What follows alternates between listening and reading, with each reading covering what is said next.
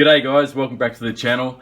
Now today to feature on the channel for review is WLtoys' latest 1/18 scale buggy here. This is called the 184011 and this was sent to me courtesy of Makerfire, so big shout out to them for sending out for review today.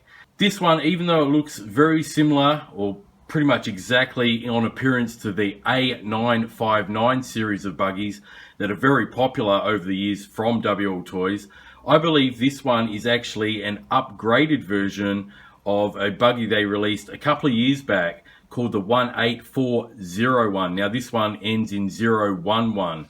So it's very similar to that buggy in my opinion, just by looking at it. And that particular model, the 18401, was actually a non-proportional budget, very cheap RC a couple of years ago. So this is their latest version, guys, so let's have a closer look before I test it out.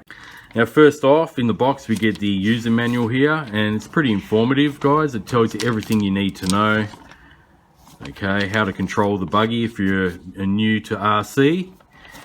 Okay, it's got some exploded diagrams as well of all the parts, should you have to work on it one day. And at the back we have the full parts list as well.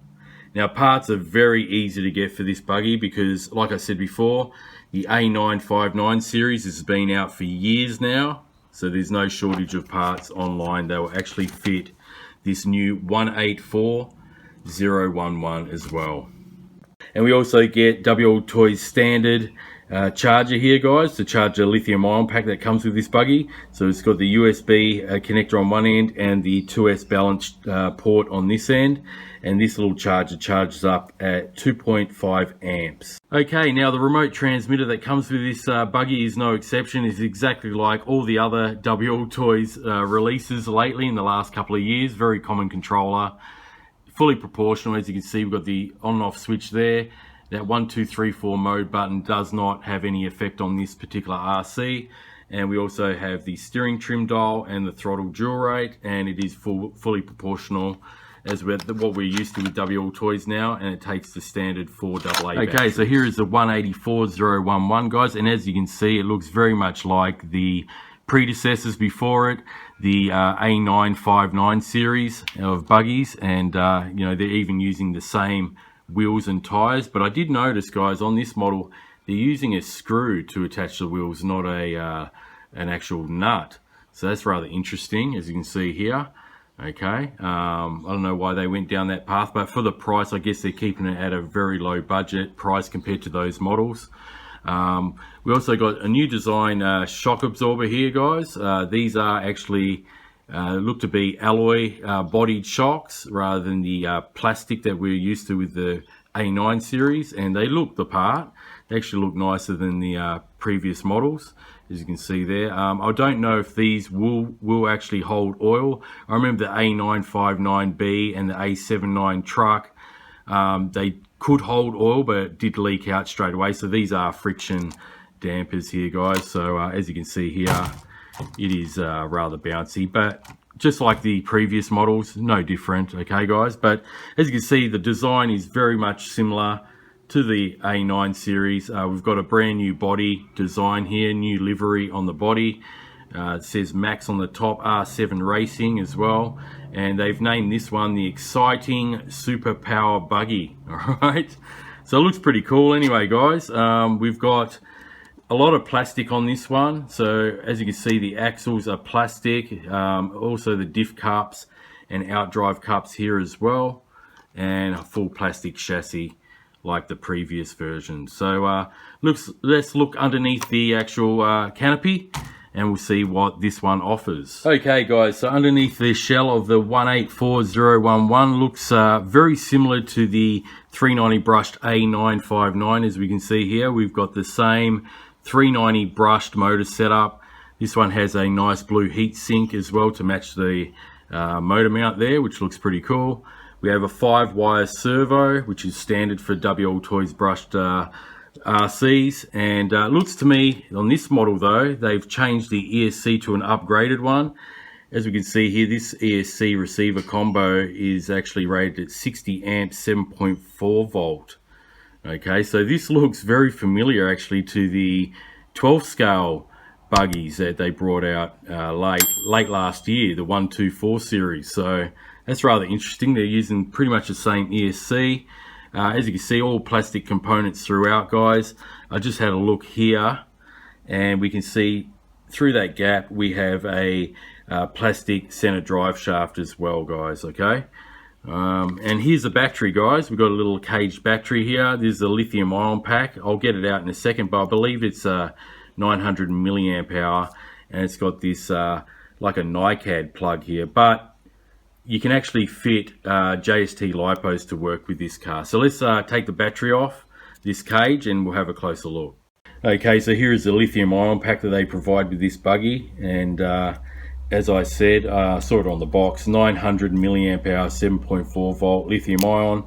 There's 16,500 cells in this one. All right, guys. So hopefully this gives us a pretty decent runtime, being that it's only 900 milliamp hours, and we have the balance lead there that hooks up to the charger, so it should charge up rather quickly. All right, guys. So before I take it out, I'm actually curious to see if this does have ball bearings, because on the actual box it does state ball bearings. So because these wheels have got a screw holding them in place instead of a nut, just curious to see what's behind it. So let's have a look.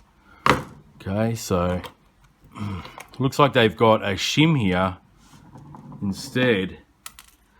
As you can see, there is no ball bearings in there, guys. It's just a plastic bush. Okay, so this does not have ball bearings like they state on the box. I'm not too sure why they actually printed that.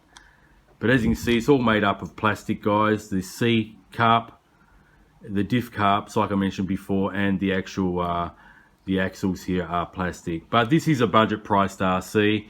It is priced much lower than the A9 series. Okay, guys, so well, before I take it out, as we can see here on the box, I forgot to mention, it does say 30 plus Ks an hour. So let's just turn it on and see what sort of power it's got. Let's just turn on the ESC. Turn the transmitter on, and it's all bound. Not bad steering servo on this one, pretty responsive. Okay, it's reverse. Okay, so it seems like it's got pretty decent power from the lithium ion pack. Now I will charge this fully up. That was just in storage rate, so it's not fully charged. And yeah, we'll head out now and go and test it out. I'll do a bit of a speed run on it, see if we can get up to that 30 Ks an hour. Might even take a LiPo out with me, and we'll test it out on a LiPo as well, see if that gives it a bit more power as well on top of the lithium ion pack. So let's go out and test this one out and see how durable it is, and yeah, how it performs in general for the around the $60 price tag that is with after using the code that I'll provide in the description below. So I'll catch you out there, guys. Hey guys, well, I've got the little WLtoys 184011, WLtoys latest release. It's all charged up, ready to go for its first test run, just out in this area of the parking lot here, and we'll test it out on some grass down there. So yeah, first I'm going to do a quick speed run with using my GNSS SkyRC GPS unit. I'm going to just put it underneath the shell here and set it up, and we'll see if we can get that claimed 30 km/h top speed on the box. So I'll be back in a second. Guys, I've got the GPS unit underneath the shell there on the 184011. We've got it zeroed out on the app. So let's test this one out. Okay. And before I start the run, I actually tried to turn this throttle trim up, and it seems like it's not actually connected, guys. It's just free spin. So this does not have a throttle trim. It's just got a steering trim. Okay, so let's see if it can get the 30 Ks an hour on the stock lithium ion pack. I'm not going to have to run it that far.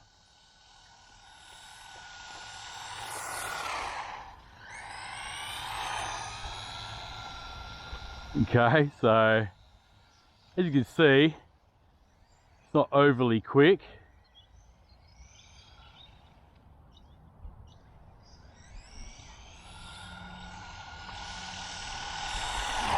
Okay, let's have a look at what we got here. We'll see if it matches up. to what the box says. 26 kilometers an hour, so pretty close. It's not that far off. That's not too bad. It's not that far off. I actually thought it was slower than that. All right, let's try that one more time quickly, just to see if I can get any more out of it.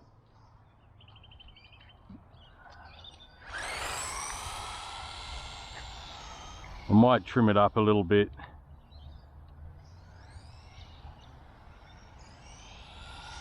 A bit better.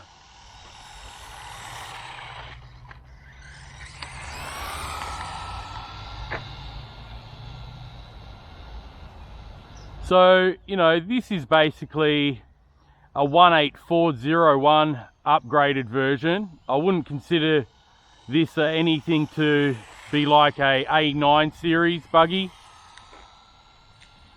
because, you know, they are more expensive. This is more of a lower budget cost buggy and an upgrade on the 18401 that they released a couple of years back. That was a non-proportional buggy. Yeah, it's 26 again, guys. All right, so let's just take it for a test run now and see how it goes. Seen how it can go on tarmac.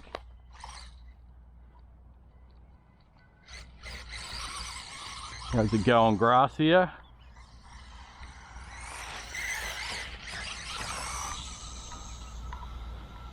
It's going pretty good on the grass. Decent range.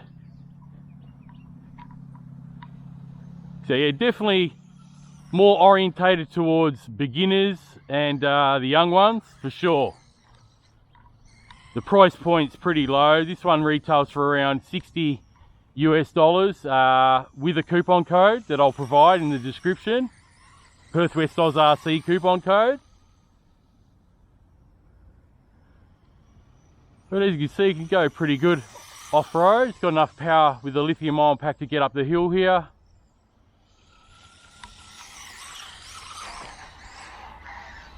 Even though it only does 26 k's an hour, it's pretty zippy.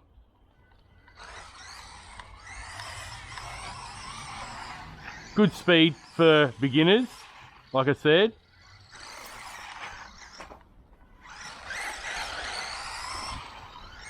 But, you know, if you've been in the hobby for a while, you're not going to get excited over this one, that's for sure. Especially if you've got a whole bunch of RCs that are a lot quicker than this one. Handles well, just like the previous models, the A959 and A59B. Okay, guys, let's see how it goes in some thicker terrain down here. Oh, there we go. There's a lot of leaf litter down here. Wood chips. So it's got enough power to get through this stuff. Up the hill, yep. Pretty cool.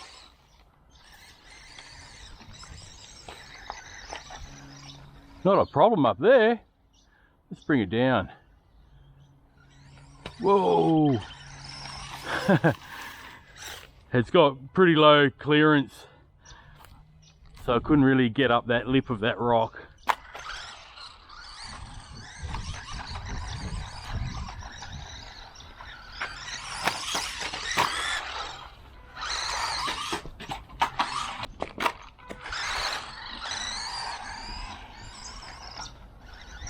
But yeah, pretty capable little buggy. Four-wheel drive, of course. Fully proportional, which is good. I mean, you can go really slow over the terrain. So that's the key sort of feature of this upgraded 18401. The previous model, like I just mentioned, was non-proportional. Oh, it looks like the battery is dead. So it's only a 900 milliamp hour battery in this one, and as you can see, that was pretty much a runtime out of it. But I do have a little 450 milliamp hour LiPo, so let's put that in it. It's a red JST plug, which you can use with these nickel metal hydride or NiCad style black plugs here. So let's put the LiPo in. We'll do a quick speed test on the LiPo, see if we can get closer to that 30 k's an hour, and yeah, we'll give it a go. Try it on a LiPo for a little while. Okay guys, well I'm gonna have to wrap it up here unfortunately, because I did put the 2S LiPo in there. As you can see, it's a 450 milliamp hour one. I don't know the discharge, but it's a bit of a dud. It is an old LiPo. I did charge it up before coming out here today, and it did balance up well, but I don't know, it's a bit too old I think, and it's just lacking in power. So yeah guys, this is gonna wrap it up. The review on the 184011. It is the upgraded version of the 18401, and you know, this one is orientated more towards the young ones, I think. Not so much for us adults. You know, it is a good toy car for young ones to learn on, or beginners to learn on for sure. You know, as you can see, the lithium ion pack is only a 900 milliamp hour, and it does have a limited amount of run time. Usually, you know, the 959 series did come out with 1500 milliamp hour 2S LiPos, and this is only a 900. So yeah, I mean, it's still a fun little zippy car for the young ones. It does, you know, come in at around $63 US on the Maker Faire website, but you can shave off 5% off that price if you use the coupon code in the description below, Perth WLtoys RC. It will take 5% off, so it's around $60 US. All right guys, so yeah, I mean, it looks great. I like the look of this one compared to the previous models, especially the old 9.5 series. Nice body shell. I mean, it does have friction shocks.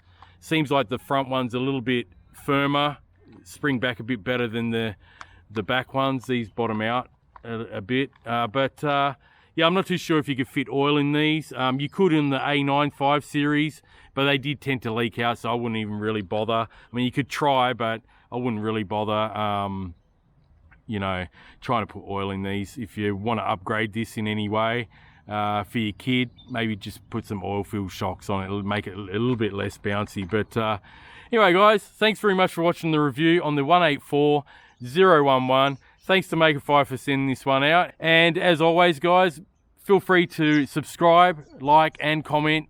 Sure to appreciate it. We're nearly hitting 10K, so I'm pretty excited for that. I will be running a giveaway once we get close to that milestone. And yeah, guys, thanks very much for watching, and happy RCing. Bye for now.